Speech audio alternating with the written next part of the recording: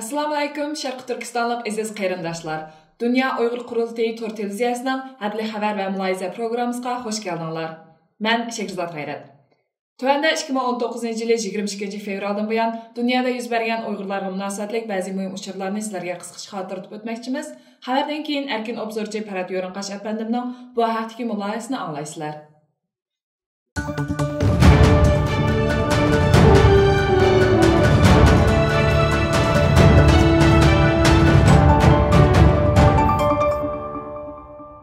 25 fevral günü Shveysariyaning Ceneva shahrida davomlashgan Birlashgan Davlatlar Tashkiloti Inson huquqlari kengashining 40-chi navbatlik yig'inida Turkiya Tashqi ishlar ministri Mevlut Çavuşoğlu'ning Sharqiy Turkistondagi Uyg'urlar va boshqa musulmon asonlik millatlarning ahvoli haqida qilgan so'zi dunyo jamoatchiligi orasida alohida ta'sir qo'zg'adi.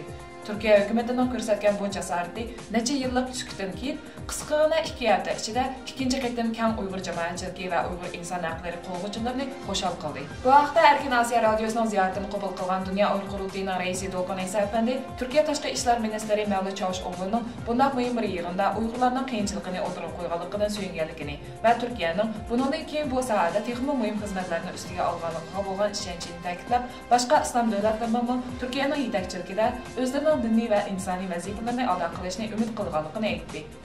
Alga to'nilgan Uyg'ur olimi doktor Erkin Sidiq va Dunyo Uyg'ur qurultayi muhojirlar komitetining mudiri Mehmet To'xti apandilar 17 fevraldan e'tiboran markaziy Sidneyda bo'lgan Turan inshoot shirkati va Turan bog'lanish shirkatining mas'uli, shundaqla Dunyo Uyg'ur qurultayining Avstraliya vakili Baxtiyor Bo'ra apandining taklifi bilan Avstraliyadagi faoliyatlarini boshlagan edi. Ularni Avstraliyaning Sidney, Melbourne, Adelaide shaharlarida olib borgan bir haftalik faoliyatlari 21 fevral kuni natijali oxirlashtirildi. Mehmet To'xti apandi Avstraliyadagi bu bir haftalik faoliyatdan to'g'risida to'xtalganda 5 kun ichida 3 cho'ng shaharda olib borgan turk faoliyatlarining intayin natijali ta'sirli bo'lganligini eskartdi. U so'zda yana Avstraliyadagi Uyg'ur jamoatini va yerlik xalqni Xitoy tahdididan ogohlantirganligini ta'kidladi. Doktor Erkin Sidiq apandimmo bu bir haftalik faoliyat jarayonida ko'p qatim leksiya so'zlagan bo'lib, u asosliq jazo lagerlarining qurilishi, Xitoyning maqsadi, lagerlarning oqibati qatorliq masalalarda o'z qarashlarini o'tirib qo'yib o'tgan. 25 fevral kuni Washington shahridagi strategiya va xalqaro munosabatlar markazida o'tkazilgan qonun orqali idora qilishning o'lchimini himoya qilish masalalari temasiga muhokama yig'inida so'z qilgan Amerikaning muavin adliya ministri Rod Rosentes'dan Xitoy davlati va Uyg'urlar masalasini alohida misol qatorida tilga oldi. U so'zda Xitoy kompartiyasining hukumatdan va qonunning ustun o'rnini egallab olganligi, buning bilan qonun orqali idora qilishning Xitoyda ismi bor jismiy yo'q hodisaga aylanib qolganligini bayon qilgan.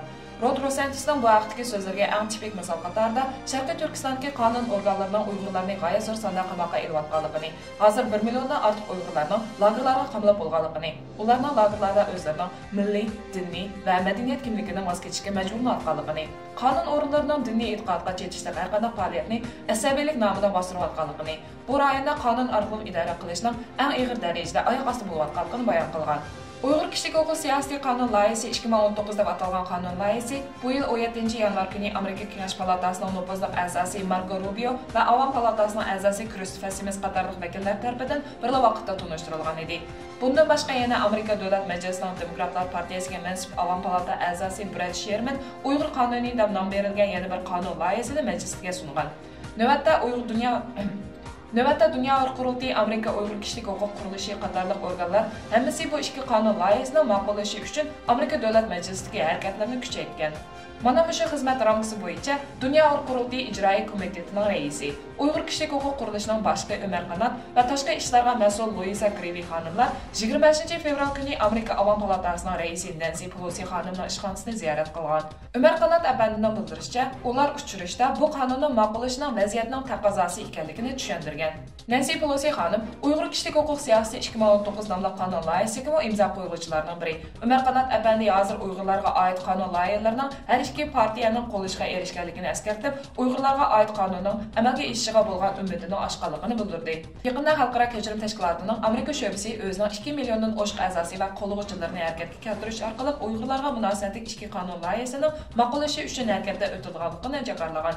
Umar Qanot apandining aytishicha, navbatda Amerikada bu qonunni ilgari surishga bo'lgan qizg'inlik intayin yuqori bo'lib, Amerika fuqarosi bo'lgan Uyg'urlarning o'zlarining siyosiy huquqlaridan foydalanib, qonunga ma'qullashga kuch qo'shish uchun faol harakatlarga o'tgan ekan. Dunyo Uyg'ur qurultayi qurilganligining 15 yilligi munosabati bilan qurultay raisi Doğan Esa apandi 24 fevral kuni Myunxenda Germaniyadagi Uyg'ur jamoatini choy suhbatiga taklif qildi. Faoliyatga qurultayning markazdagi rahbarlari, qurultayning qurg'uvchilari bo'lib, 100 dan ortiq kishi qatnashdi. To'lqin Iso apandi ichilish nutqi so'zladi. To'lqin Iso apandidan keyin so'zga taklif qilingan qurultayning sobiq raisi va qurg'uvchilaridan biri bo'lgan Erkin Abdukin apandi sahnaga chiqib, qurultayning qurilish tarixi haqida qisqacha ma'lumotlar berib o'tdi. Erkin Abdukin apandidan keyin Ilhom To'xtiy guruhining raisi Anvarjon apandi qurultayga takliflarni sundi. Faoliyat jarayonida qurultayning markazida xizmat qiladigan mashriq va tashkilot xolis yordamda bo'lib kelayotgan har soha xodimlari sahnaga taklif qilinib, Uyg'ur jamoatiga tunishtirildi. Qurultayning programma yetakchisi Peter Ervin apandi so'zga chiqqanda, Dunyo qurultayining 2017-yildan buyon Birlashgan Davlatlar Tashkilotida olib borgan faoliyatlardan ma'lumot berdi. Uning orqadan so'zga taklif qilingan qurultayning Yevropa parlamentidagi xizmatchisi Ryan apandi so'z elib, Dunyo qurultayining Yevropa ittifoqi faoliyatlarini tunishtirib o'tdi. Faoliyat xotimasida qurultay raisi To'lqin Iso apandi yig'ilish nutqi so'zlab, Uyg'ur jamoatining milliy davoni Dunyo qurultayini moddiy va ma'naviy taraflardan qo'llashga chaqirdi. 23 fevral Dunyo qurultayi tomonidan tashkillangan 6 kishilik bir guruh vakil Turk Federatsiyon tashkilotining taklifi bilan Germaniyaning Karlsruhe shahriga berib, jazo lagerlari masalasi va Uyg'urlarning navbatdagi vaziyati to'g'risida ma'lumotlar berdi. Yig'inga 15 Turk tashkilotidan 800 atrofida kishi qatnashgan. Yig'inda Turk Federatsiyoni rahbarlari va har qaysi Turk tashkilotlarining mas'ullari so'z elib, Xitoyning Uyg'ur diyorida ta'sis qilgan jazo lagerlarini qattiq aybladi. Bu qitim yig'inda Turk tashkilotlari bundan keyin Dunyo qurultayi bilan zich hamkorlashib, Xitoyning jazo lagerlarini taqish uchun butun dunyo miqyosida o'rtaq harakat qo'zg'ash to'g'risida fikr birlik shakllantirdi. Oldingi kunlari Dunyo qurultayi rahbarlari taklifga binoan Germaniyaning Köln, Frankfurt, Berlin, Myunxen qatorliq shaharlardagi Turk tashkilotlarining bosh shtablarini ziyorat qilib, jazo lagerlariga qarshi o'rtaq harakat qilish to'g'risida o'zaro suhbatlarda bo'lgan hamda Sharqiy Turkiston hamkorlik munbiri qurib chiqish to'g'risida fikr birligi hosil qilgan edi. Qurultay rahbarlarining bildirishicha, bu munbarga dunyoning har qaysi joylaridagi turk va boshqa islom tashkilotlari hamda xalqarodagi har soha kishilik huquq tashkilotlari a'zo bo'lib kirib, Xitoyning Uyg'ur diyorida yurgizayotgan jazo lagerlarini taqitish yo'lida o'rtaq kurash to'lqini qo'zg'aydi ekan.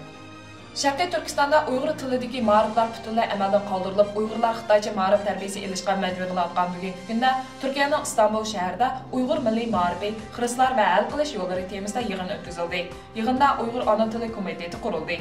Dünya Uyg'ur qurultayi, Uyg'ur akademiyasi va Uyg'ur tadqiqot institutining sohibxonligida chaqirilgan muhokama yig'iniga Amerika Qo'shma Shtatlari, Angliya, Shvetsiya, Norvegiya, Yaponiya, Qozog'iston, Qirg'iziston va Turkiyaning har qaysi shaharlaridan kelgan 30 ziyoli ishtirok qildi.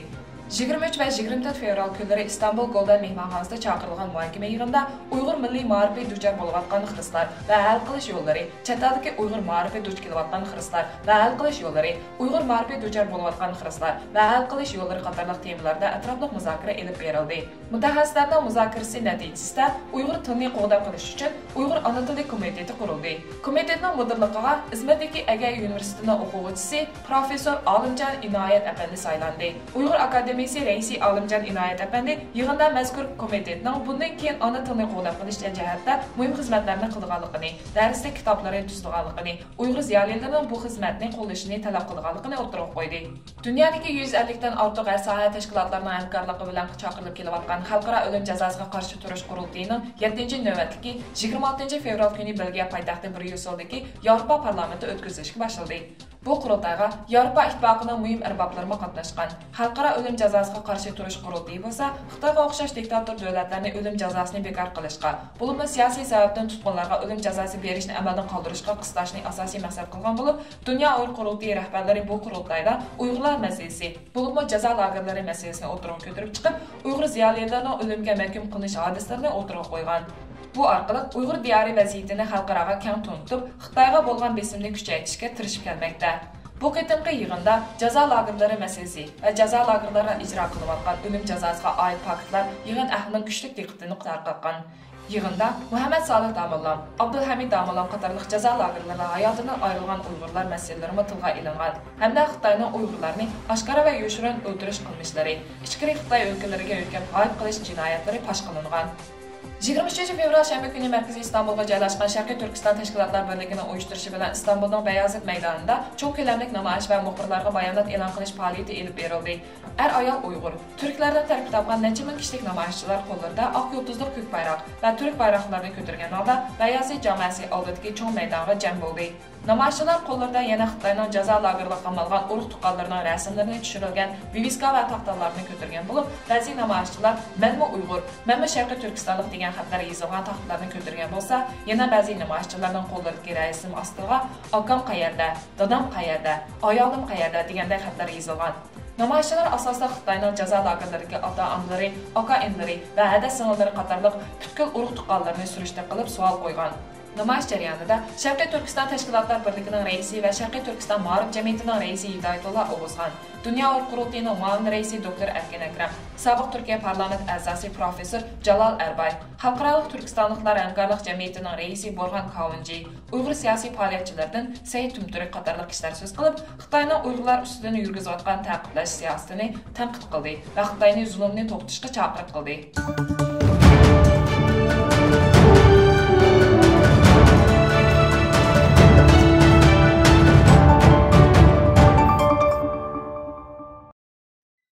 Hürmetli Ferhat efendim, siz bu bıraklık hadislerge qana qaraysiz? Rahmat Şahrizat Hanım, bu haftadaki bütün Uygurlarni hayajonga salgan, suyundirgan, xo'shal qilgan bir ahvol bor va chet el matbuotlarining qiziq temasiga aylangan.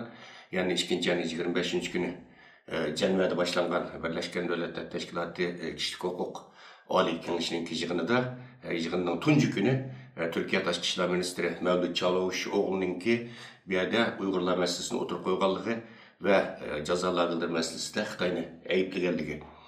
Bugün ait mühim bir hadise hakikaten.